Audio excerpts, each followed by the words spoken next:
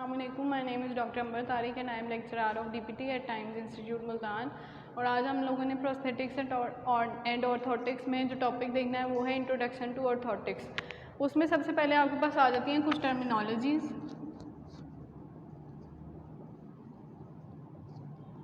सबसे पहले आ जाती है ऑर्थोसिस, देन आपके पास आ जाता है स्प्लिंट, सर्जिकल अप्लायंस,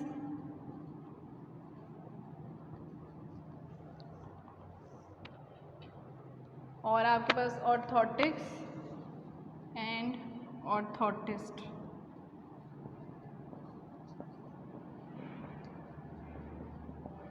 तो सबसे पहले ऑर्थोसिस देख लेते हैं। ऑर्थोसिस क्या होता है? It is an orthopaedic appliance use to support, align और करेक्ट या prevent deformities of body part और to improve the function of movable parts of the body. Brace जो है वो इसका सिनोनिम होता है ऑर्थोसिस का। अक्सर आपने शायद फिजियोथेरेपी सेटिंग में ओपीडी वगैरह में देखा होगा या सुना होगा किसी की हिस्ट्री में कि ब्रेसेस वो जो है उसको रिकमेंड कर दिए गए या वो यूज़ कर रहा है पेशेंट। स्प्लिंट जो है वो टेम्परेरी ऑर्थोसिस होता है। सर्जिकल अप्लायंस जो है वो इट इज़ ब्रॉडर कैटेगरी आ जाती है जिसमें आपके पास डिफरेंट टाइप ऑफ ऑर्थोसिस आ जाते हैं।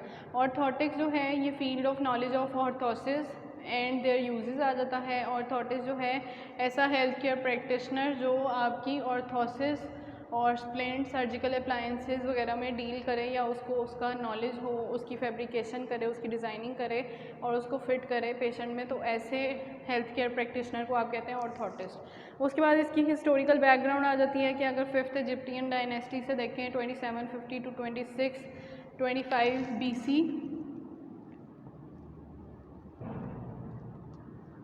तो उसमें ये था कि आपके पास जो है बहुत ज़्यादा रेयर केसेस मिलते थे ऐसे पर्सनस के जो ऑर्थोसिस वेयर करते थे। उसके बाद वेरियस स्प्लिंट्स ब्रेसेस आ जाते थे जिसमें फ्रैक्चर, डिसलोकेशन और कंजेनिटल डिफॉर्मिटीज़ के लिए जो है वो यूज़ किए जाते थे in the 4th century BC। उसके बाद गैलन जो कि हिपोक्रेटिक टीचिंग्स ऐसे आप कह लें ऐसी जो हैं टेक्निक्स जिसमें आपके पास हिपोक्रेटिक टीचिंग्स आ जाती हैं या नॉलेज आ जाता है, उसमें स्कोलियोसिस के बारे में उन्होंने लिखा। स्कोलियोसिस और ऑर्थोसिस जो हैं वो कितने बेनिफिशियल होते हैं या डिस्कवर किए गए इन द 2nd century। उसके बाद एम्ब्रॉयस पेयर जो जिसको फादर ऑफ मॉडर्न सर्जरी कहा जाता है, ये एक साइंटिस्ट था, उसने डिस्कवर किए थे ऑर्थोसिस डिस्कवर किए थे फर्स्टली इन 1575 और देन उसने स्टील ऑर्थोसिस स्कोलियोसिस के लिए और एंकल फुट ऑर्थोसिस जो हैं करेक्ट करने के लिए क्लब फुट के लिए वो इन्वेंट किए थे। फिर आ जाता है हीरोमिनस फैब्रिकस ऑफ हिल्डन, जर्मनी जो है इन्होंने डिस्क्राइब किया था 1607 में कि ऑर्थोसिस जो है वो रिड्यूस करता है कॉन्ट्रैक्चर्स कॉज्ड बाय बर्न्स। उसके बाद निकोलस एंड्री आ जाता है, ये प्रोफेसर ऑफ मेडिसिन था एट यूनिवर्सिटी ऑफ पेरिस, जिसने 1740 में ये कहा कि करेक्शन और प्रिवेंशन डिफॉर्मिटीज़ की चिल्ड्रन में जो है वो ट्रंक ऑर्थोसिस से प्रिवेंट या करेक्ट की जा सकती है।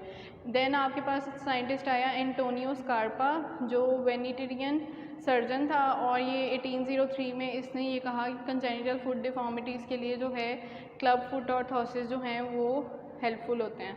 देन आपके पास आ गया हग ओवन थॉमस जिसने डिज़ाइन किए थे lower limb orthosis for weight bearing और ये 1875 में जो है वो पब्लिश भी उसका आर्टिकल वगैरह हुआ। James night an American surgeon जिसने डिज़ाइन किए थे लंबोसेक्रल ऑर्थोसिस और ये उसी के नाम पे जो है वो डिज़ाइन किया गया था।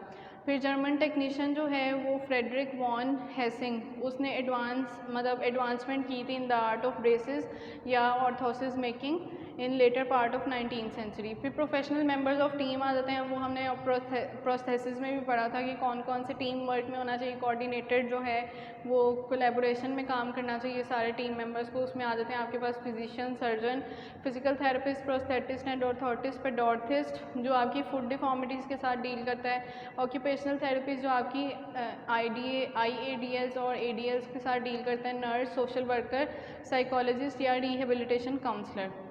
फिर फैक्टर्स इन प्रिस्क्रिप्शन आ जाते हैं, उसमें क्लिनिकल टीम है, इवेल्यूएशन करेगी prescription of possible design and material और फाइनल चेकआउट।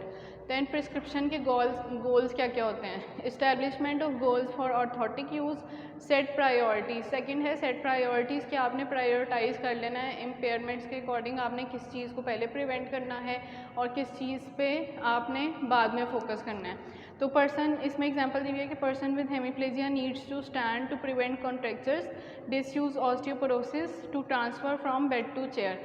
अब ऑस्टियोपोरोसिस क्या होती है? जिसमें आपकी बोन्स जो हैं वो ब्राइटल होना शुरू हो जाएँ, फ्रेजाइल हो जाएँ और बोन मैस जो है वो रिड्यूस होना शुरू हो जाए और अल्टीमेटली वो प्रोन हो जाए बोन्स टू फ्रैक्चर।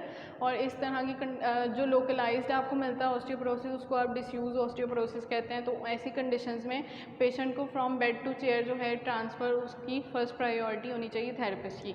ऑर्थोसिस जो है वो स्टेबलाइज करे position and help in transfer, but it will not lift up the patient. के ऑर्थोसिस जो है वो सिंपली स्टेबलाइज कर सकता है पेशेंट को, लेकिन वो पेशेंट को उठने में, ट्रांसफ़र में हेल्प नहीं करता। उसके बाद फिजिकल एग्जामिनेशन आ जाएगी, उसमें पैथोमैकेनिकल डिसऑर्डर्स जो इंडिविजुअल फंक्शन को डिस्टर्ब कर रहे हो उसको आपने आइडेंटिफाई करना है। Abnormal skeletal and articular alignment को देखना है जो आपकी स्टेबिलिटी के साथ इंटरफेयर कर रही हो या उसको इंटरप्ट कर रही हो।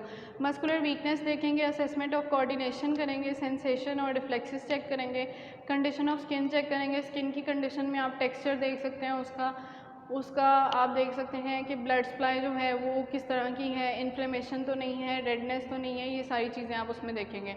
Scar tissue, unhealed wounds, oedema, atrophied area देखेंगे जो आपकी, और ये सारे फैक्टर जो हैं ऑर्थोसिस की सिलेक्शन इन पे डिपेंड करती है। अगर स्किन जो है वहाँ पे स्कार टिश्यू होगा तो आप वहाँ पे ऑर्थोसिस जो है कुछ इस तरह का डिज़ाइन करेंगे कि वो स्कार और ऑर्थोसिस में गैप आ जाए और उसकी हीलिंग प्रॉपर चलती रहे। उसके बाद patients with severe vision impairment जो है उसमें आप ऐसे डिज़ाइंस करेंगे, डिज़ाइन ऑर्थोसिस के, जिसमें इंडिपेंडेंट आप पेशेंट को कर सकें, जो हेल्पफुल हों in making a patient independent. Examination जो है उसमें पर्सन का हैंड फंक्शन जो है वो आप देखेंगे। फिर duration, patient should be told about the duration of orthotic use from the first day to the time of reevaluations पर वीक्स और मंथ्स। फिर फॉर लॉन्ग टर्म जो है वो स्टर्डियर मटीरियल यूज़ किया जाता है। स्टर्डियर का मतलब होता है स्ट्रॉन्गर मटीरियल। उसके बाद प्लेसेस ऑफ यूज़ आ जाता है, उसमें आपने पेशेंट को ये बताना है कि उसने किन जगहों पे उसको यूज़ करना है और कहाँ पे नहीं यूज़ करना। फॉर एग्जांपल आप उसको सोते हुए कह दें कि वो रिमूव कर दे, या वेट बेयरिंग में उसको अगर उसमें प्रॉब्लम हो रही है वेयर करके तो आप उसको कहें कि वेट बेयरिंग जब एक्टिविटीज़ उसने करनी होती है तो वो रिमूव कर दे और एक्टिविटी करे और उसके बाद जो है वो दोबारा से पहन ले। Finances, contraindication to every prescription option is sufficient funds. मतलब कुछ पेशेंट जो हैं वो फाइनेंशियली स्टेबल ना हो और वो अफोर्ड ना कर सकें, उनको कोई आप कह लें इंश्योरेंस कंपनी जो है वो स्पॉन्सर कर रही है, तो आपने उस चीज़ का भी ख्याल रखना है। फिर साइको सोशल इश्यूज़ आ जाते हैं, उसमें कॉग्निटिव, इमोशनल और सोशल स्टेटस देखा जाएगा पेशेंट का। कॉग्निटिव एबिलिटीज़ में ability to understand donning and maintaining orthosis. Donning मैंने आपको पहले भी बताया था कि किसी चीज़ को उतारना और दोबारा पहनना डोमिंग एंड डोनिंग कहलाता है। तो कॉग्निटिव एबिलिटीज़ देखेंगे, ऑर्थोटिक एक्सपीरियंस के, if patient has previously worn orthosis तो उसके क्या फ़ीचर्स जो हैं उसके लिए एक्सेप्टेबल या हेल्पफुल थे। उसके बाद कौन से डिज़ाइन मटेरियल जो है उसकी अपीयरेंस जो है वो पेशेंट के लिए कितनी सूटेबल थी। अपीयरेंस पेशेंट को अगर अट्रैक्ट नहीं कर रही थी या उसको अपीयरेंस उसकी अच्छी नहीं लग रही थी, आप उसकी फ़िज़िकल अपीयरेंस नेक्स्ट टाइम जो है ऑर्थोसिस की वो थोड़ी मॉडिफाई कर दें। फिर फंक्शनली वेलनेस, मतलब पेशेंट ऑर्थोसिस पहनने के बाद कितना जो है वो इंडिपेंडेंट हो गया था अपने एडीएल्स में और कितना जो है परफॉर्म कर रहा था बेटर जो है वो पहले से, ऑर्थोसिस पहनने से पहले से। मतलब कितनी इम्प्रूवमेंट आई थी उसकी फंक्शनैलिटी में या उसकी एक्टिविटीज़ में कितनी इम्प्रूवमेंट आई थी, उसकी फंक्शनल मूवमेंट्स में कितनी बेनिफिशियल रहा था ऑर्थोसिस, तो उस चीज़ों को आप देखेंगे ऑर्थोटिक एक्सपीरियंस में। फिर प्रोबेबल कंप्लायंस आ जाती है, उसमें टीम जो है वो एस्टिमेट करे extent of patients compliance with the proposed orthotic wear schedule, और अनरियलिस्टिक होप्स जो हैं वो पेशेंट को रिकवरी की आपने कभी भी नहीं देनी। Rebellious behaviour, patient preferences. फिर आ जाता है ऑर्थोटिक नोमेनक्लेचर।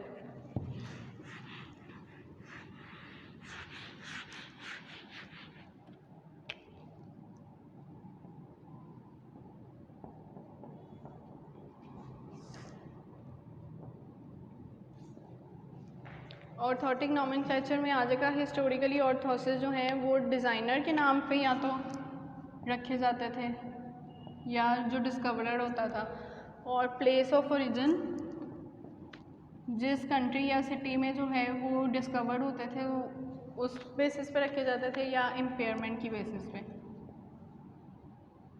तो इसमें आपके पास एग्जांपल्स आती हैं। डिज़ाइनर में आपके पास आ जाता है Thomas ring, orthosis. Place of origin में आपके पास आ जाता है मिलवॉकी ब्रेस, और इम्पेयरमेंट में आपके पास आ जाता है disc drop splint.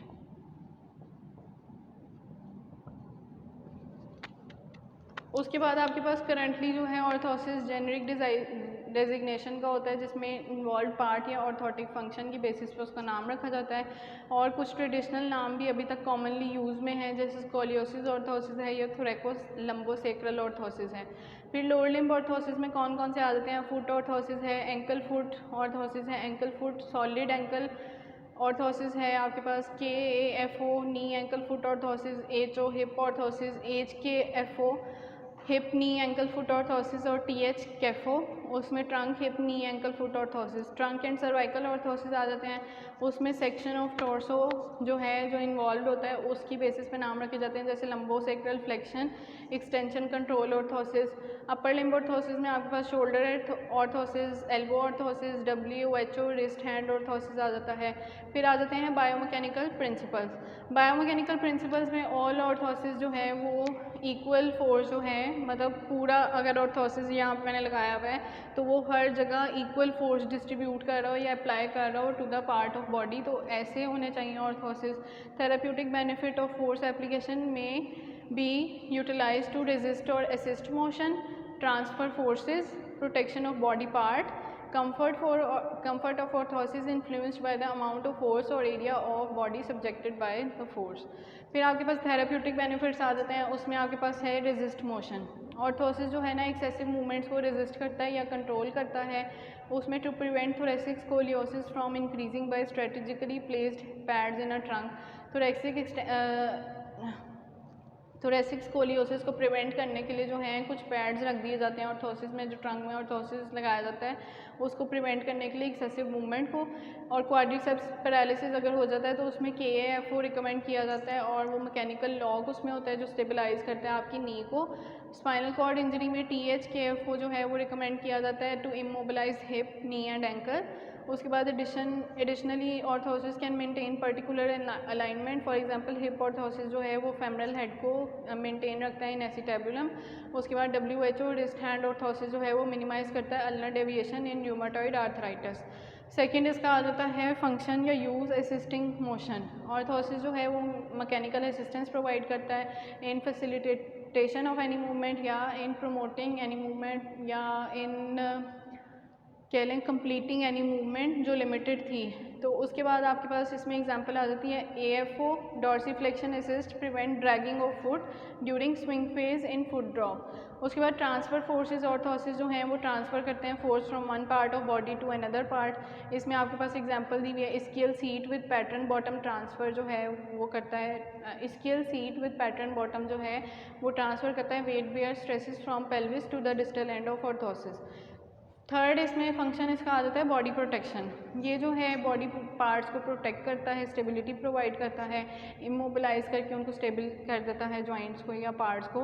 Patient with Burns जो हैं वो शील्ड रिक्वायर होती हैं उनको अगेंस्ट सेकेंडरी ट्रॉमा, और ह्यूमरल और फेमरल फ्रैक्चर बोन में ब्रेस जो हैं वो बॉडी प्रोटेक्शन प्रोवाइड कर देते हैं। देन इसका फोर्थ यूज़ आ जाता है कंफर्ट। ये जो है वो कंफर्टेबल होने चाहिए ऑर्थोसिस। इसमें maximizing area, the greater the portion of the body the orthosis cover the lower the unit the मतलब अगर जितना ग्रेटर जो है वो पार्ट कवर करेगा ऑर्थोसिस उतना ही कम प्रेशर जो है वो बॉडी पार्ट पे पड़ेगा। उसके बाद स्नग फिट आ जाता है, रिगार्डलेस ऑफ मटेरियल और design some portion of orthosis must touch the body. Snug fit का मतलब ये है कि उसके मटेरियल या डिज़ाइन जैसा मर्जी हो लेकिन वो कहीं ना कहीं से बॉडी पार्ट को टच ज़रूर करना होना चाहिए orthosis to support the body part. Leverage: the longer the longitudinal segments of orthosis, the lesser pressure exerted at each end to provide same functional benefits. फिर orthosis की effectiveness देखेंगे, the therapeutic benefits of device जो हैं वो तभी कर सकते हैं आप जब आपको पता हो pressure system का और flow reaction का।